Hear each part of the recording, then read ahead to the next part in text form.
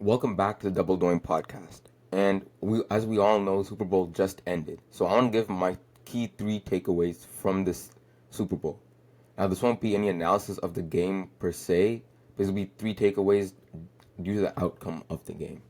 Now, my first key takeaway is that I think Jalen Hurts is now on track to become a Hall of Famer.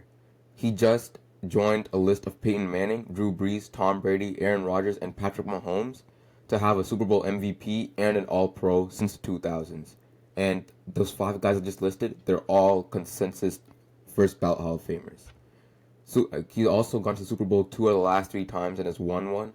And just like Russ, who won early and has been consistently good, and we all think now he's gonna be a Hall of Famer, I think if Jalen Hurts can just keep the Eagles competitive for the rest of his career, win one more, he's gonna be a surefire Hall of Famer.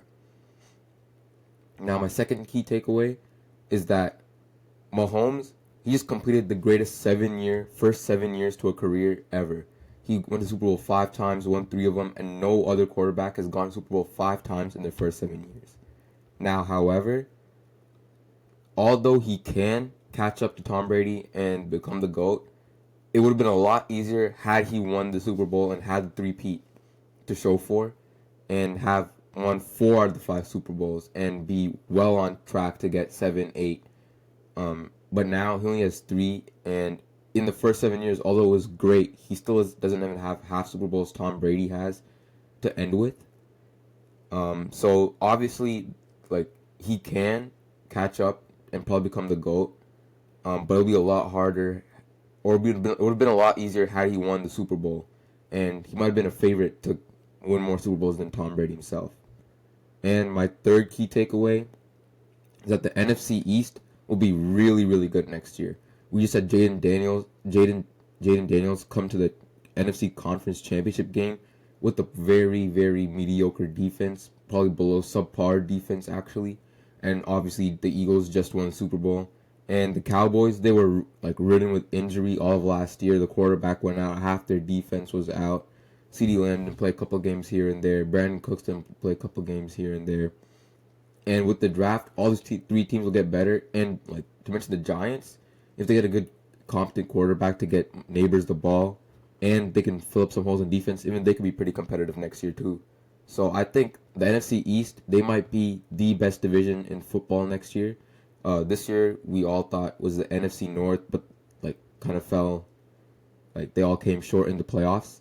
Next year, there could be 2 or 3 teams that come out of the NFC East like I predicted this year. Now, this year, I predicted the 3 teams to come out of the NFC East, and I did get the Commanders being the 6th seed correct, but the Cowboys, they weren't even close.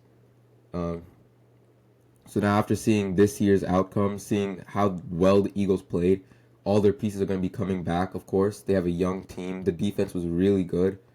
So the NFC East, with the Commanders getting better on defense, their offense obviously being really good with Jaden Daniels as the quarterback, and the Cowboys, they've been consistently good, not really good, but they've been consistently good. Just before this year, they had past 3 years they won 12 games.